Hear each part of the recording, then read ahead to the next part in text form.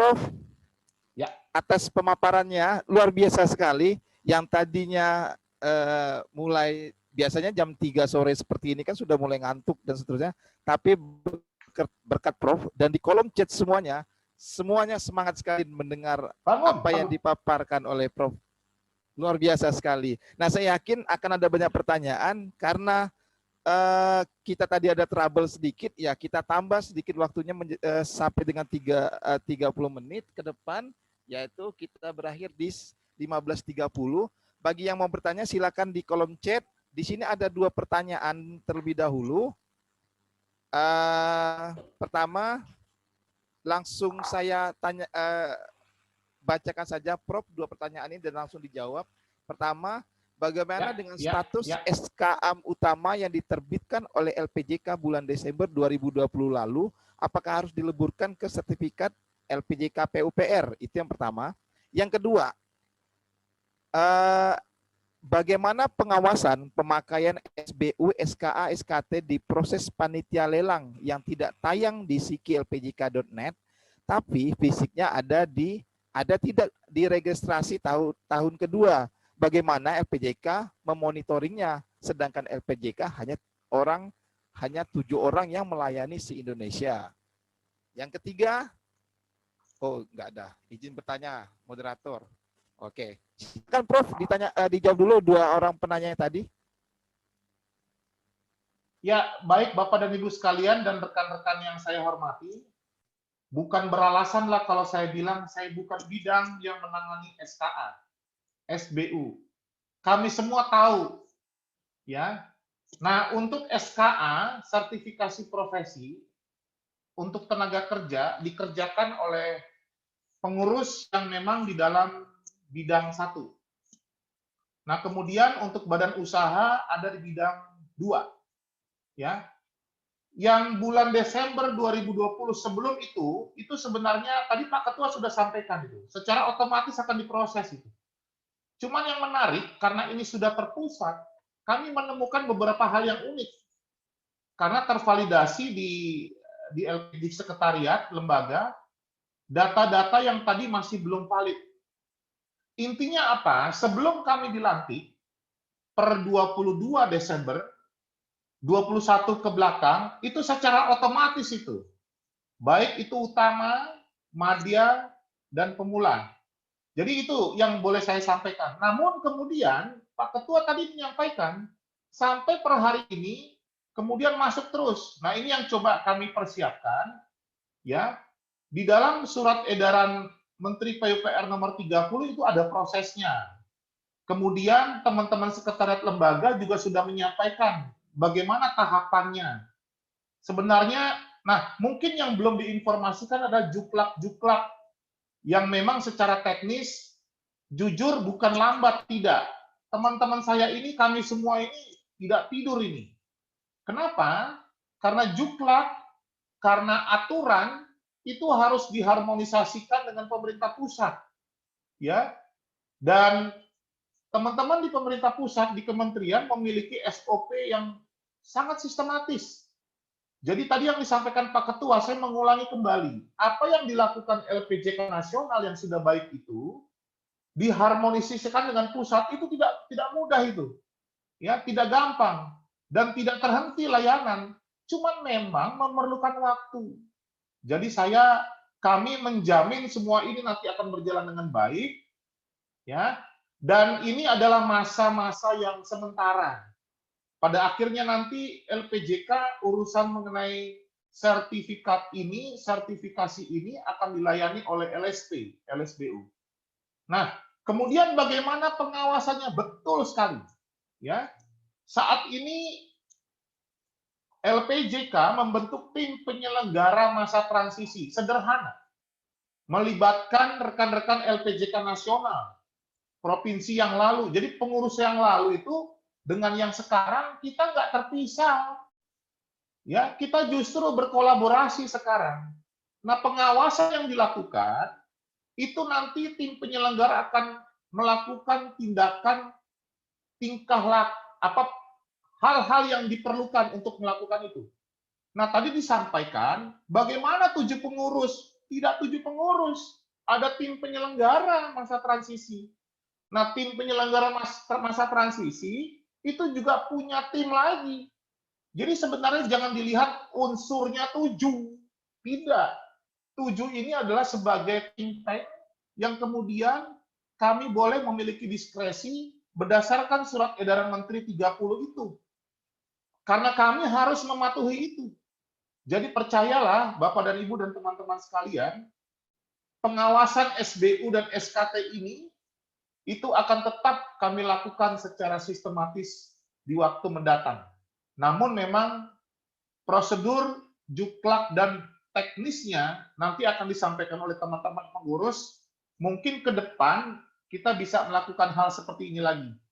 Nah, dari bidang 5, kami kembali lagi kepada tupoksi kami di bidang 5. Next, setelah LSP, berkali-kali saya menyampaikan, LSBU terbentuk. Ya, logika sederhana, LSP, LSBU yang dulu sudah ada, kami juga akui saat ini, dan pada akhirnya juga kita akan tetapkan ke depan sampai sebagai bukti masa berakhirnya masa transisi, maka pengawasan teknis diharapkan menjadi kewenangan dari LSP, LSBU. Namun kami LPJK juga akan ikut mengawasi. Jadi intinya apa? Kami percaya bahwa proses pengendalian, pengawasan ini bersama teman-teman LSP dan LSBU tetap memiliki komitmen yang tinggi. Bahkan sekarang standarnya sudah harmonis bahasanya. Kalau dulu bukan terpisah-terpisah, keunikannya memang berdasarkan tempat lokasi. Tapi sekarang kita coba akan cermati secara terintegrasi satu dengan yang lain. Jadi pertanyaan seperti ini banyak kepada kami karena kami dilihat sebagai 7 unsur itu ya. Bagaimana ini ngatur seluruh Indonesia? Ya, pengurus ini juga punya keluarga, juga punya tugas yang tidak kecil. Nah, ada kewenangan-kewenangan itu. Maka dari itu, saya mencermati ketika surat edaran Menteri PUPR nomor 30 keluar, itu membuktikan apa? Bahwa Menteri memberikan diskresi kepada LPJK. Ketua LPJK bersama pengurus punya diskresi yang besar. Dan kami didukung, dan kami juga mendukung, bukan cuma tapi Direktorat Jenderal Bina Konstruksi, dan juga Direktorat Jenderal yang lain. Itu dulu kira-kira ya Mas. Nanti mengenai data-data, nanti kita akan berkomunikasi, karena tadi juga Pak Ketua sudah menyampaikan, bahwa sertifikat status 34 kan sudah naik cetak. Memang yang 99, 0, 1, 2 sedang diurus. Ya. Tapi kenapa? Lama sekali. Enggak. Karena kami sudah di dalam, kami tahu bagaimana proses harmonisasinya dengan aturan pemerintah. Ya, honorarium lah itu prosesnya, karena harus kami pertanggungjawabkan hal itu kepada Bapak Menteri dan Dewan Perwakilan Rakyat Republik Indonesia. Jadi memang tanggung jawab LPJK periode 2021-2024 luar biasa juga, Mas. 2 pertanyaannya bagus, Mas ya. Tapi harus penuh harapan ke depan. Ya. Oke. Ya. Jangan pesimis. Ya. Iya, kalau LPJK-nya seperti Pak Prof sih ya semua pasti akan semangat, Prof. Iyalah, Prof. Semua sama, Nggak pernah Mas. tidur. 7-7-nya sama. Iya. Nah, oke, Prof, ini ada 4 pertanyaan terakhir. Iya, 4 pertanyaan terakhir yang menarik. Monggo. Yang pertama, kapan tim pelaksana LPJK siap dan bisa berproses untuk pengajuan sertifikasi permohonan baru? Itu memang sih saya rasa ini yang ditunggu-tunggu nih oleh semua anggota ini. Yang kedua, bagaimana terkait SBU L 005 8 dan 11 nantinya menggunakan SKA apa? Mengingat PP nomor 22 tahun 2020 listrik ditiadakan di LPJK untuk pemberlakuan tender kelistrikan dengan SBU yang diregister LPJK apakah tidak melanggar PP 22 tahun 2020 Nah, selanjutnya sinkronisasi Undang-Undang 11 2014 keinsinyuran, Undang-Undang 2 Jakons beserta PP-nya di dalam RPP Cipta Kerja nantinya. Pertanyaan kedua, ke depan agar tidak lagi SKA tenaga ahli tembak atau bodong, tekankan kepada pemenuhan poin pengembangan profesi berkelanjutan agar rumor SKA main tembak bodong saat perpanjangan tidak bias lagi. Dan ketiga, tadi yang kedua itu hanya pemaparan saja sih. Percepatan sertifikasi di daerah baik SBU dan S3K agar tidak gaduh masalah sertifikasi. Oke, itu dulu Prof. Oke, saya akan jawab yang termudah, ya. Walaupun tidak ada panduan menjawab tadi mana yang dijawab lebih dulu. SKA bodong tidak akan mungkin ada lagi tuh, ya. Titik. Semua sudah online. Bagaimana lagi online bisa bodong? Ya, tinggal lihat barcode-nya aja. Ya itu jawabannya, selesai. Sinkronisasi Undang-Undang Cipta Kerja itu tadi saya sampaikan, Mas, kayaknya perlu webinar khusus deh ngomongin itu. Setuju ya? Betul ya? Tapi saya menyampaikan, belum dulu mengenai keinsinyuran, terhadap jasa konstruksi lah dulu. Tentunya ada hal yang nanti diharmonisasikan, dioptimalkan, dan refocusing namanya. Bukan menghilangkan beberapa hal, tidak. Ya, urusan izin itu tadi ya, yang di dalam Undang-Undang Cipta Kerja kemudian menyederhanakan apa yang tertulis dalam Undang-Undang nomor 2 tahun 2017, ya, kata perizinan. Sepertinya nanti kita akan buat satu pertemuan lagi lah khusus mengenai hal ini, dan kita sangat menunggu PP-nya, betul ya. Jadi kita jangan terburu-buru dulu bicara sinkronisasinya sebelum keluar PP-nya, paham ya? Jadi pertanyaan nomor 2, sehubungan dengan PP nomor 22, SBU nomor 5811, jawaban saya, kita tunggu PP-nya dulu. Boleh ya? Nah, PP-nya ini dari turunan Cipta Kerja ini yang kemudian nanti kita akan cermati. Ya. Jadi kita juga berharap sangat ini di LPJK bahwa turunan dari Undang-Undang Cipta Kerja ini bisa segera turun untuk peraturan pelaksanaannya. Ya kan? Nah, kemudian tim pelaksana LPJK bagaimana nih untuk yang baru? Segera akan kita informasikan. Saya belum bisa bilang kapan waktu tepatnya, harinya, jam berapa. Kami akan informasikan. Tapi kalau misalnya teman-teman Perkopindo pengurus mau nanya, hotline saya terbuka. Paham ya? Saya juga terintegrasi dengan pengurus yang lain, sehingga nanti waktu untuk pengurusan yang baru ini bisa segera dilakukan. Yang jelas, Bapak Ketua tadi sampaikan langsung masih terus rapat. Saya ini backup beliau. Sebentar gantian gitu loh. Ini webinar bisa 5-10 kali satu hari, ya. Tapi tetap kerja sampai malam gitu loh. Semuanya berjalan. Nah, hal yang menarik tadi, percepatan layanan sertifikasi. Saya agak sedikit mencermati kata percepatan. Artinya ada yang nggak cepat, ada yang nggak lambat. Pelayanan yang lebih optimal. Nah, karena kami mengerti proses transisi ini yang tidak mudah kami sampaikan, optimalnya ada nanti. Waktunya memang bersabar sedikit. Ya, tapi yang jelas berdasarkan surat edaran Menteri PUPR nomor 30 tahun 2020, kami sebenarnya tidak mengambil batas akhir di Desember 2021 ini. Tapi dalam waktu dekat, bulan apa nanti, bulan Maret kah itu, bulan April kah itu LSP terbentuk, sebenarnya disitulah sebenarnya optimal. Betul?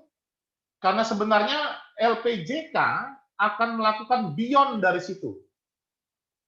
Kita berdoa misalnya Perkopindo terakreditasi. Tapi sebenarnya apa next-nya setelah terakreditasi? Mungkin mindset kita dulu, pokoknya kita kejar terakreditasi. Tapi saya di bidang 5 mencermati. Ya, contohnya asosiasi profesi di bidang manajemen proyek. Ternyata asosiasinya banyak nih. Paham ya, Mas? ini mau disatukan atau bagaimana? Ini urusan pengembangan nih. Ya, kalau kita lihat dari berbagai negara, misalnya bicara arsitek, nanti saya bicara keinsinyuran. Itu asosiasinya tuh ada board of arsiteknya. Nah, kita ini sangat kaya. Asosiasinya banyak yang ngurusin itu. Nah, bagaimana nih? Oke, sekarang yang ada kita mantapkan dulu, nanti pengembangan ke depan kita buka dialog. Termasuk juga badan usaha yang urusan pekerjaan konstruksi. Ya, apakah ada tumpang tindih antar badan usaha, asosiasi badan usaha? Nah, ini yang coba nanti kita lihat ke depan. Nah, saya sangat curious yang seperti ini. Namun sekarang urusan existing kita bereskan supaya tidak terhambat dan terhenti. Itu yang menjadi komitmen LPJK sekarang dalam masa transisi ini. Tapi tolong Bapak dan Ibu ingat, teman-teman, kita akan melakukan dialog lagi, diskusi ke depan. Bagaimana asosiasi profesi jasa, asosiasi badan usaha itu lebih unik, lebih optimal ke depan. Ya, tentunya akhirnya yang abal-abal itu tidak akan lagi ada. Semua akan lihat bagaimana kemudian saya rindu Perkopindo ini melihat international standard sehingga nanti arahnya ke depan seperti apa kita bisa compete ya secara internasional. Tadi saya menyampaikan minimum di mana? Di ASEAN lah. Ya. Nah, semoga ini juga boleh bisa membantu layanan yang kita lakukan bersama. Hal-hal teknis memang saya berkali-kali dalam webinar, berapa banyak yang tercetak, berapa ini ada kok. Tadi Pak Ketua sudah sampaikan kan. Dan kami juga optimalkan sekretariat lembaga ya untuk memastikan cetakan-cetakan itu nggak terhenti. Jalan terus kok. Ya. Tanda tangannya juga secara digital. Bayangkan, sekretaris lembaga pengembangan jasa konstruksi diampu oleh sekretaris Direktorat Jenderal Bina Konstruksi. Artinya apa? Begitu besarnya dukungan dari Direktorat Jenderal Binkon, begitu besarnya Kementerian PU, kami punya sekretariat lembaga yang adalah pejabat penting di Direktorat Jenderal. Nggak main-main itu. Ya. Nah, namun bulan madu ini tidak akan lama, ya. Semoga sinkronisasi, harmonisasi ini bisa berjalan dengan baik. Kami hadir dalam webinar ini memberikan kepastian, ya, bukan cuma teori. Nanti akan ada update terus bagaimana perkembangan ke depan. Demikian, Mas Moderator. Baik, Prof. Mungkin ini bukan pertanyaan, tapi ada masukan yang saya kira penting sekali ya. Harus kita. Nah, tunggu dulu Mas Moderator, tunggu dulu. Ya. Mas Moderator, halo, ya, Mas. Ya, Prof.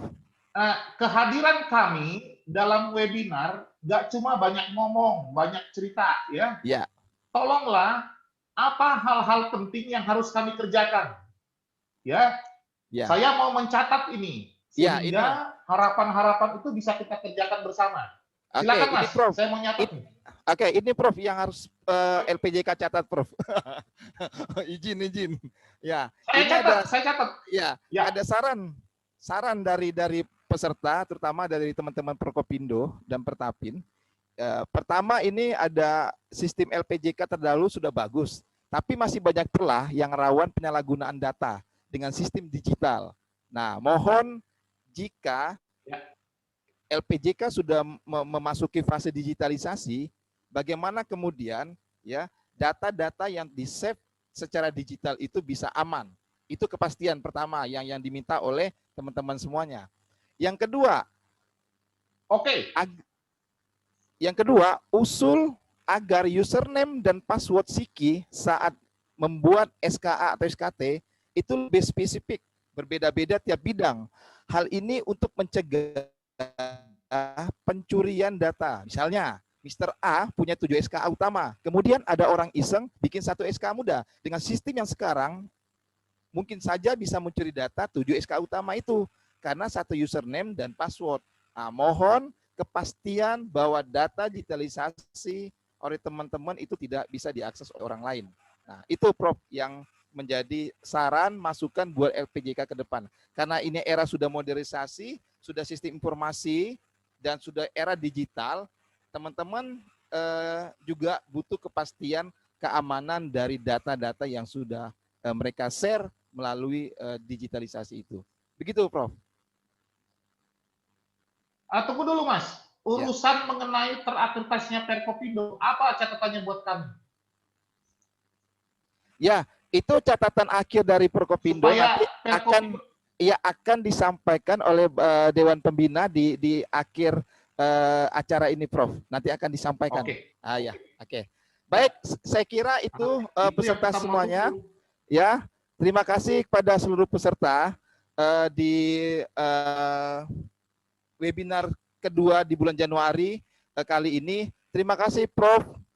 Manlian Simanjuntak yang sudah memberikan semangat, yang sudah siap mengawal kami selaku pelaku jasa konstruksi, dan kami tunggu gebrakan-gebrakan dan pengawalan yang luar biasa dari teman-teman LPJK pada periodisasi kali ini. Semoga kita bisa bersama-sama berkolaborasi, terutama di bidang 5, kan kira-kira seperti itu yang sudah disarankan oleh Prof tadi.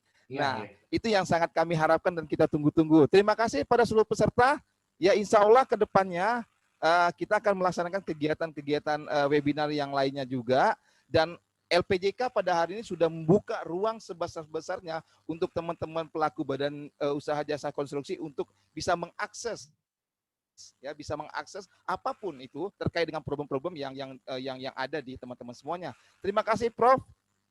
Saya kembalikan lagi kepada pembawa acara, dan satu hal, Prof, nanti akan ada Dewan Pembina yang akan menyampaikan keinginan dan harapan dan seterusnya masukan untuk LPJK. Terima kasih. Mohon maaf jika ada salah-salah kata. Saya Roli selaku moderator cukup sampai di sini. Kita jumpa di lain waktu. Assalamualaikum warahmatullahi wabarakatuh. Ya, sukses semuanya. Ya, kita berikan aplaus kepada moderator kita pada sore hari ini. Terutama Prof juga lah, Prof juga yang bikin moderator tidak ngantuk nih, dan peserta semua.